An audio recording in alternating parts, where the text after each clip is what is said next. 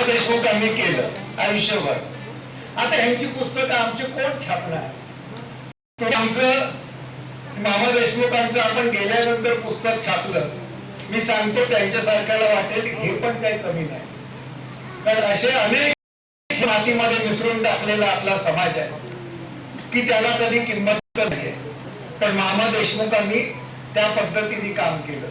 तुम्ही इतक्या मोठ्या संख्येने आता आलेला, महिला आहेत, पुरुष मंडळी आहेत,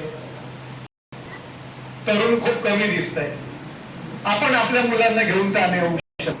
मामा देशमुखांचा आज त्यांच्या उपस्थितीत प्रकाशन असलं असतं तर पहिला प्रश्न हा विचारला असता.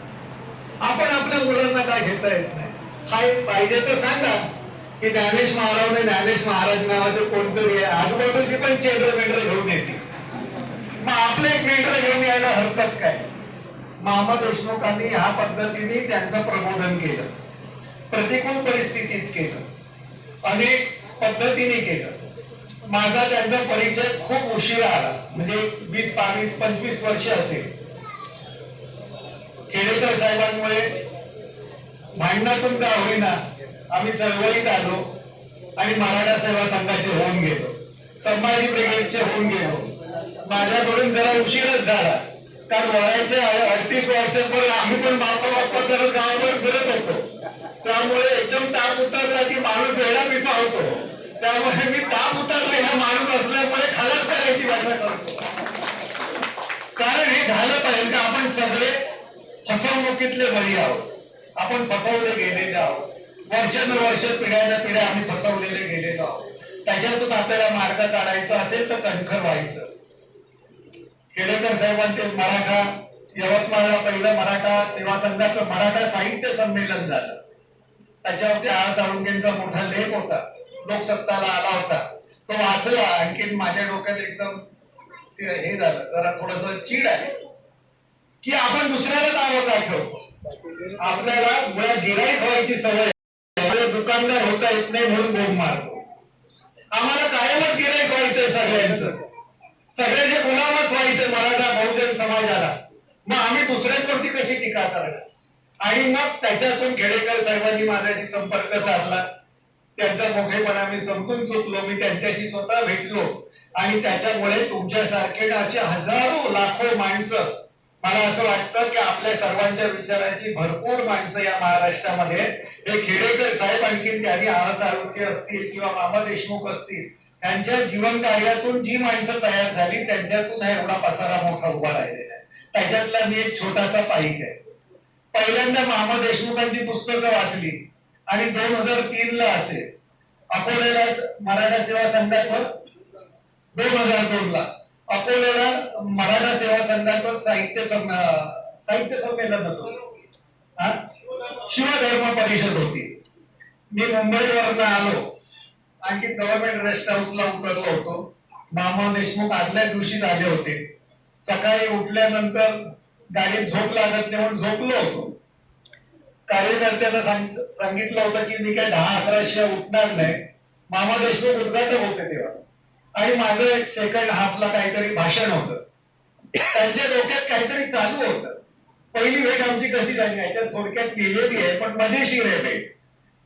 की माणूस किती परिपक्व असावा, किती टोकापर्यंत पोहोचलेला असावा, आपली माणसं ओळखायची काय असावी.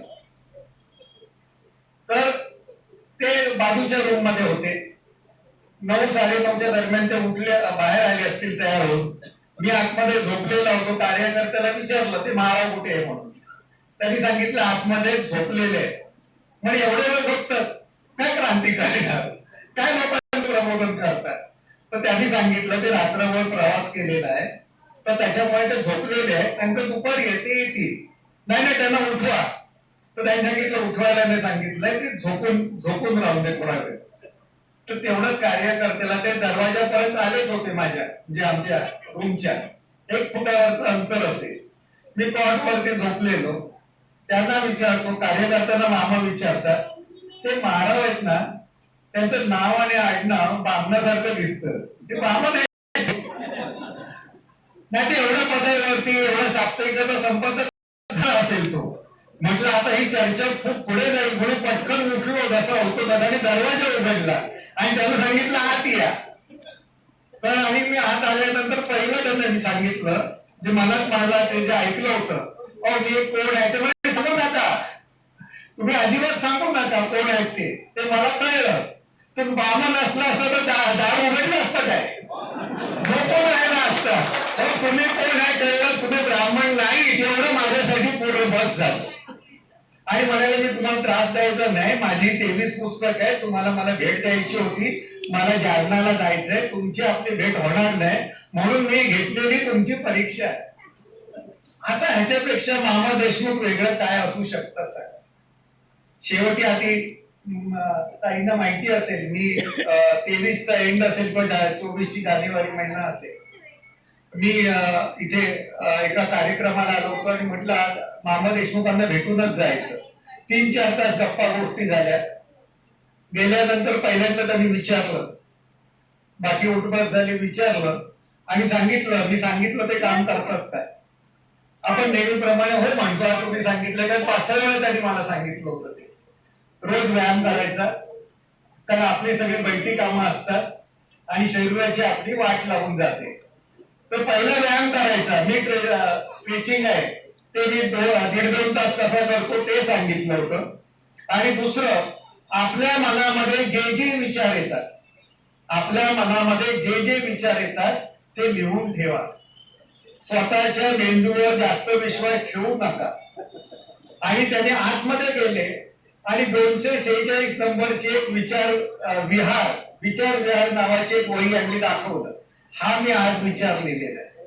आणि खरंच त्यांनी एकेका वाक्यामध्ये जे अग्रलेखामध्ये सांगता येणार नाही ते अख्खं एका वाक्यामध्ये सांगितलेलं आहे. आणि मला विनंती आहे त्यांच्या कुटुंबियांना, किमान त्यांच्या 350-400 वया झालेल्या असतील, मला असं वाटतं की ते प्रकाशित करा. नसेल तर दुसरं कोण करणार नसेल तर मी करीन, कारण माझा उद्योग तोच आहे की असं काय असेल तर आपण जरूर करावं. कारण त्याच्यामधून त्यांनी खूप सामर्थ्यवान असलेली वाक्य लिहिलेली आहेत, 300-400 ओळीचे. मामा देशमुखांनी हे कामं केलेली आहेत. मला त्यांचं बोलण्याची पद्धत आणखी कृतीत आणण्याची पद्धत ही जास्त आवडली. अनेकांना आता हे मामा देशमुखांची पगडी असेल कोणाची, जे काय आपली पेशव्याची पगडी असेल चौथीसारखी, असं वाटणं म्हणजे मामा देशमुख न समजण्यासारखं आहे. असंच कसं असू शकते की ही पगडी ते फुलेंचीच आहे आणि फुलेंची पगडी मामा देशमुखांच्या माथ्यावरती जास्त चांगली शोभून दिसते अलीकडच्या काळात. कारण मामा देशमुख हे फक्त लिखापडीवाले नव्हते आणि बोलणारे फक्त नव्हते, तर कृतीशील सुद्धा होते. याचे अनुभव आपण अनेकांनी घेतलेले असतात, मी पण तसा घेतलेला आहे. जो माणूस 2000 वर्षापूर्वी 1700 इसवी सन पूर्व 1750 ते इसवी सन 1754 पर्यंतचा इतिहास, 1000 वर्षाचा पट 350-400 पानामध्ये म्हणजे मध्ययुगीन भारताचा इतिहासामध्ये मांडतो. हीच गोष्ट अलौकिक आहे. जसं महात्मा फुलेंनी कमीत कमी शब्दामध्ये जास्त आशय सांगितला. कल्पनेचे देव कोरिले उदंड रचिले पाखंड स्वार्थासाठी थोतांडे रचून आज्ञा फसविती भटे लाच खाती राजरोस. त्यांनी दक्षिणेला लाच म्हटलेलं आहे. देणाऱ्यांना आणि घेणाऱ्यांना पण लाच वाटत नाही. किती कमीत कमी शब्दामध्ये 1000 वर्षाचा इतिहास इतक्या कमीत कमी शब्दात वापरायचा लिहायचा ही सोपी गोष्ट नाही. ह्याची बरोबरी महात्मा फुलेंच्याच आणि तुकोबांच्याच अभंगाशी आणि अखंडांशी करता येईल. इतकं त्यांचं उत्तम काव्य आहे आणि ते जास्तीत जास्त आणण्याचा प्रयत्न मामा देशमुख एक आकलन या ग्रंथात राहिलेलं आहे, झालेलं आहे. हा ग्रंथ आपण विकत घ्या आणि अजून एक ग्रंथ बरोबर घ्या, तो दुसऱ्याला देण्यासाठी घ्या. हेच मला वाटतं मामा देशमुखांचं काम पुढे नेणार. मामा देशमुखांनी इतिहास माझ्या लेखामध्ये लिहिलेलं आहे, पण इतिहास लिहिता त्याला इतिहासकार म्हणून कधी कोणी जुमा मानलं नाही, लेखक म्हणून कोणी स्वीकारलं नाही, कार्यकर्ता म्हणून फार सोयीने घेतलं, बाकीच्या दूर ठेवलं. पण या सगळ्यावरती मात करून ते स्वतः इतिहास झाले, इतिहास म्हणून जगले. स्वतः इतिहास होणं हे खूप कठीण असतं. आज मामा देशमुख जिवंतपणी कोणाची पुस्तकं निघतील. आता राणा सरांनी सांगितलं पण गेल्यानंतर अशी पुस्तकं निघणं आणि अशी अजून आपल्याला वाटतं की अजून अशी हजारो पुस्तकं निघावी, किंवा मला वाटतं ह्या पुस्तकानंतर मामा देशमुख हा विचार, हा इतिहास कसा आहे, हजारो पुस्तकं निघतील आणि वेगवेगळ्या भाषेत निघतील, इतकं सामर्थ्य ह्या पुस्तकामध्ये आहे. मला जेवढा वेळ मिळाला त्याच्यातून मी वाचलेलं आहे आणि खूप मेहनतीने आपल्या नागले सर, आणखीन मानकर सरांनी केलं, मेहकर सर, आणखीन इतर आपल्या ज्या सेवा संघाच्या संभाजी ब्रिगेड असेल, अजून वेगवेगळ्या संस्थांच्या ज्या हे असतील कार्यकर्ते असतील, पदाधिकारी असतील, त्यांच्या सहकार्यातून झालेले आहे. हे पुस्तक म्हणजे मगाशी विवेक करू यांनी सांगितलं की त्यांच्या घराला उत्तम कंपाऊंड, जे आजही चिरतरुण राहील असं कंपाऊंड करून दिलं. मला असं वाटतं मराठा बहुजन आणखी संपूर्ण समाजाला उत्तम कंपाऊंड असलेलं, वॉल असलेलं हे पुस्तक आहे. आता आपले हरामखोर मराठी आहेत ते आतून मेळ पाडून बाहेर सटत तिथं भाग वेगळा, त्यांनी सवयीचा भाग आहे ना, तो त्याला काय करणार, ते बाहेरचे आतून मेळ येतील. त्यामुळे पण मामा देशमुखांचं ज्या कंपाऊंडची वॉल आहे ती जितकी वरतून दिसते त्याच्या 10 पट खाली खोल आहे, त्यामुळे इतकी खोली जो खाली जाईल त्याला ती मेळं पाडता येतील, नाहीतर आतली लोक आपली गद्दारी करतील. इतकं आपल्याला चांगलं त्यांनी देऊन ठेवलेलं आहे. माझ्या लेखाचं नावच आहे ज्योतिषी मशाल, म्हणजे मामा देशमुख. महात्मा फुलेंनी दिलेला विचार आजच्या काळामध्ये कशा पद्धतीने इम्प्लिमेंटेशन त्याचं केलं पाहिजे, अंमलबजावणी कशी केली पाहिजे, याचं मूर्तिमंत उदाहरण म्हणजे मामा देशमुखांचं जीवन कार्य आहे. ते गेले, हे देहाने गेले, परंतु विचार देऊन गेले. मी मगाशी विवेक करू यांना विचारलं, मला थोडीशी माहिती होती, आपण तुलना कोणाशी करत नाही, पण शेवटी आजच्या घडीला आपण माणसाची शोधत असतो. ते आधी 100 वर्ष झाले असते तर महात्मा फुलेंचे सच्चे अनुयायीच असले असते, अगदी पक्के अनुयायी असले असते, कारण त्याच्या पलीकडे ते जाऊच शकले नसते, इतकी त्यांची कणखरता होती, वैचारिक कणखरता. तर त्यामुळे आपण विचार करताना, मामा देशमुखांचा विचार करताना वास्तव सुद्धा समजून घेतलं पाहिजे. मगाशी चंदोले सर म्हणाले 1898 ची त्यांनी खामगावची शिक्षण परिषद सांगितली, ज्याला शाहू महाराज आलेले होते. त्याच्यातून एक स्फुल्लिंग घेऊन आपल्या पंजाबराव देशमुख यांनी शिक्षण प्रसार, आपले शिवाजी शिक्षण संस्था स्थापन केली. पंजाबराव देशमुखांनी अनेक विचार सांगितले, पण मला त्याच्यातला सगळ्यात चांगला विचार आवडला की जो वीर मोहिते यांच्या लेखनामध्ये सुद्धा बऱ्याचदा आलेला आहे, की त्यांनी म्हटलं की इकडची प्रस्थापित व्यवस्था इतकी चलाख आहे आणि इतकी सराई त्याने बेदानूपणे दाखवते की त्यांच्यातला उंदराच्या कुवतीचा माणूस जो असेल, जो दिसायला सुद्धा उंदराच्या कुवतीचा असेल, त्याच्यावरती कागदाची अंबारी करून ऐरावत म्हणून मिळवतील. बहुजन समाजातला ज्याच्यामध्ये हत्तीची ताकद आहे अशा माणसांना उल्लेखाने मारून, दुर्लक्ष करून, त्याचे हातपाय तोडून सरपटायला लावतील आणि लोकांना सांगतील केवढा मोठा उंदीर बघा रस्त्याने सरपटत चाललेला आहे. आपण अशा पिढ्याने पिढ्या संपवलं. या पंजाबराव देशमुखांनी हा विचार सांगितला, तो लक्षात घेतल्यानंतर माझ्यासमोर प्रश्नचिन्ह आहे. तिकडे विद्यार्थ्यांना काय शिकवलं जातं किंवा काय भाग वेगळा, पण त्याचे जे लाभार्थी आहेत, प्राध्यापक आहेत, शिक्षक आहेत, ते पंजाबराव देशमुखांच्या विचाराशी किती प्रामाणिक आहे. कारण मी रयत शिक्षण संस्थेचं बघितलं, ज्या रयत शिक्षण संस्थेमधल्या भाऊराव पाटलांनी हा वैदिकांचा सनातन ब्राह्मणी व्यवस्थेचा शिरच्छेद करावा अशा पद्धतीचे विचार मांडले, त्या पद्धतीने कृती केली. त्याच्यातले 1992 सालामध्ये बाबरी मशीद पडली, तेव्हा त्याच्यातले 200 शिक्षक सुट्टी टाकून अयोध्येला आले होते. त्यामुळे लाभार्थी गद्दारी करतात आणि मग आपला विचार मागे राहतो. मामा देशमुखांनी अशा विचारांनी वागणाऱ्यावरती रट्टे मारलेले आहेत, प्रचंड फटके मारलेले आहेत आणि ते आपण लक्षात घेतले पाहिजे. ते केडरच घ्यायचे, तरुण मुलांना तयार करायचे, त्यांच्या तालमीक आम्ही शिकलेली थोड्या प्रत्यक्ष अप्रत्यक्षपणे असलेली लोक आहेत किंवा ह्याच्यातले बहुतेक लिहिलेले आहेत, लिहिणारे लेखक आहेत, ते मामा देशमुखांच्या तशाच पद्धतीने आलेले आहेत. मामा देशमुखांनी संपलेला जो सत्यशोधकी विचार होता की जो तुमच्याकडे पश्चिम महाराष्ट्रात थोडा वेगळा कळचा होता, महात्मा फुलेंच्या विचाराचा होता, इथे पंजाबराव देशमुखांचा आहे, पण शेवटी त्याचं एकत्र केलं तर तो एकच विचार आहे सत्यशोधकचा. जो एकच विचार आहे त्या विचारामागे एक हेतू असा आहे किंवा त्याच्यातनं सांगणं आहे त्या विचाराचं की सत्य लपवता येतं, दडवता येतं, पण संपवता येत नाही. सत्यावरती संधीचा थोडा जरी प्रकाश पडला तर असं म्हणतो उजळून टाकतील इतकी भारतरत्न तयार होतील, असा सत्याचा विचार आहे. बाबासाहेब आंबेडकर तसेच तयार झाले. त्याच्या विचारांचं सार आपल्याला काढलं पाहिजे. त्यांनी नुसतं बुद्धाचा विचार सांगितलेला नाहीये. त्यांचं राजकीय मामा देशमुखांचे राजकीय विचार बघा, सामाजिक विचार बघा, धार्मिक विचार बघा, त्या सगळ्याचा सार एक आहे, प्रकाशाच्या मागे धावू नका, स्वतः प्रकाश मागवा, अत्तदीप भव. मला जो समजला त्यांचा विचार आपण आत्मसात केला पाहिजे, नाहीतर ह्या पुस्तकाची पोथी व्हायला लागणार नाही. ह्याच्यातल्या गोष्टी सांगायच्या आणि मग ते स्टोऱ्या सांगत ते जशी एक साधूवाणी होता आणि गरीब बिचारा होता आणि अमुक करत आम्ही सांगत फिरायचं मामू देशमुखांच्या कथा. असे एक मामा देशमुख नावाने एक पात्री कार्यक्रम करायचा, असं नको. ते कोळून प्यायलं पाहिजे, पचवलं पाहिजे. आणि ते करण्यासाठी किती अक्कल लागते. एवढीशी मुंगी, त्याला अक्कल ती केवढी. चिरडली तर रक्त पण येत नाही, चिरडली तर रक्त पण येत नाही.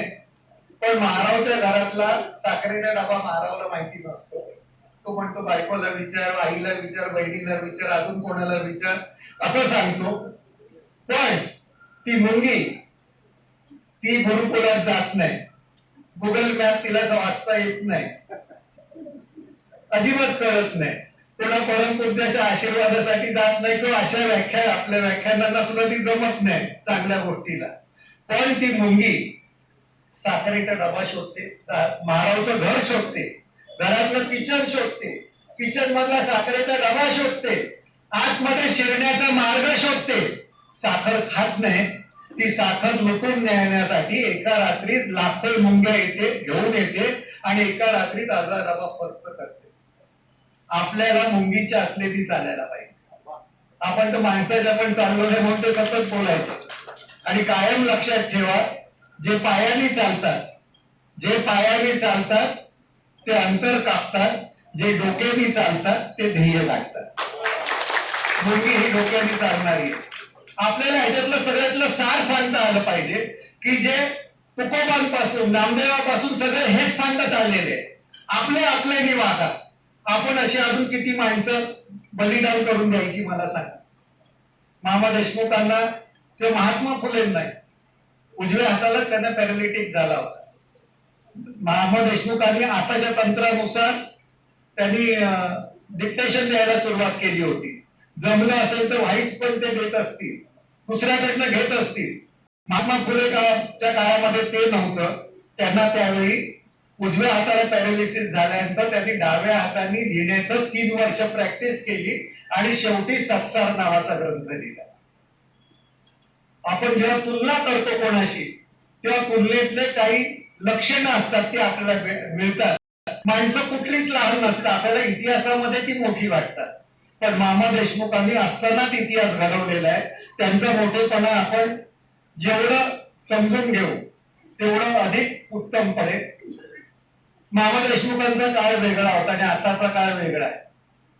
मगाशी विवेक करू यांनी सांगितलं की त्यांनी माफी मागितली नाही. मी माफी मागणार आहे, पण माझ्यासाठी मागितलेली गैर असते. चुकीबद्दल तुम्ही चूक केलेली असेल तर माफी मागणं हे गैर आहे.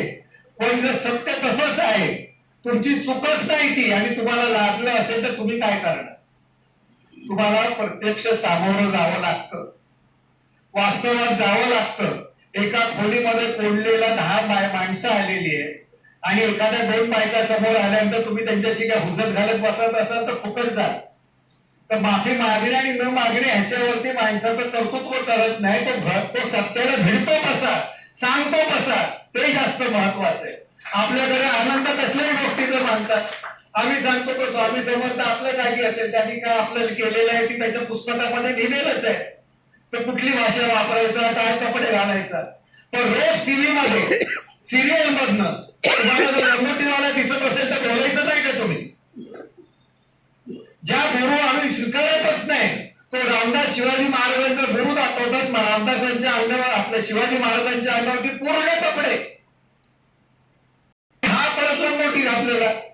अरे एकटा घाला, दुसऱ्या दिवशी झाला घाला, कपनी घाला, का त्याची तरी अब्रू ठेवा ना. आपण हे सत्य सांगण्यासाठी पुरून उठलं पाहिजे. हे वास्तव लक्षात घ्या, नाही तर काय होतं, लोक गैरसमज करून घेतात. ते माझा काही आक्षेप नाही कोणावरती, त्या त्या काळामध्ये त्या त्या गोष्टी बरोबर असतात. परंतु आपला समाज बिघडलेला आहे, दुसऱ्यांना दोष दिलाच पाहिजे, कारण घडवतातच चुकीचं. आपला भाबडा समाज आहे, बहुजन समाज, मराठा समाज विश्वास ठेवतो. विश्वास ठेवायला हरकत नाही, पण विसंबून राहणं साफ चुकीचं आहे. ज्ञानासाठी तर अजिबात विसंबून राहू नका. प्रत्येकाला ज्ञान मिळू शकतं, हे मुंगीच्या उदाहरणातून आपल्याला समजू शकतं. हे काम मामा देशमुखांनी अखंड हयातभर केले. शेवटच्या टोकापर्यंत ते करत होते, शेवटपर्यंत करत होते. आणि माणसाला सजग करून आपला बहुजन समाज हा ताकदवार व्हावा, इथली वैदिक सनातन हे जे व्यवस्था आहे ती कोलमडून पडावी, यासाठी त्यांनी आटोकाट प्रयत्न केला. त्यांच्या जीवनाचं सार्थ सांगायचं असेल तर 2002 मध्ये जिथे मामा देशमुख मला भेटले, त्यांचं काम माहितीच होतं, पुस्तकं वाचलेली होती.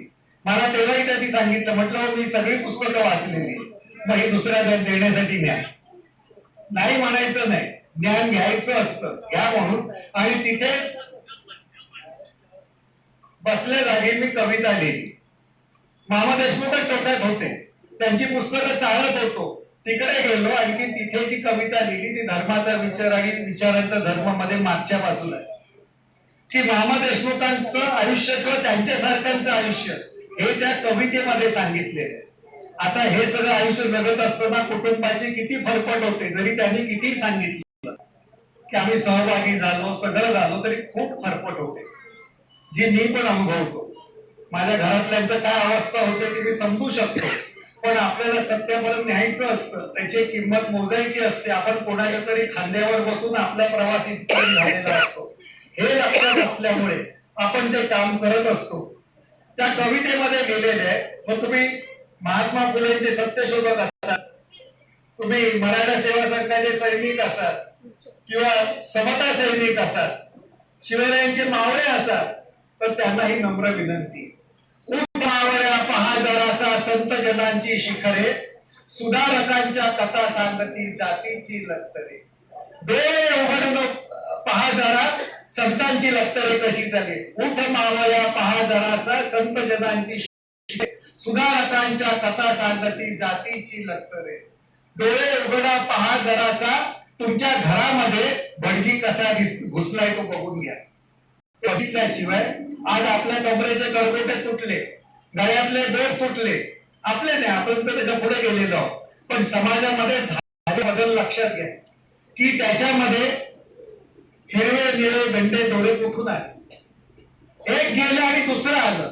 म्हणजे दारू सोडायची आणि सांगायचं गुटखा खाऊ का, किंवा अजून काय ड्रग्ज घेऊ का. एका व्यसनाला दुसरं व्यसन हे उत्तर नसतं.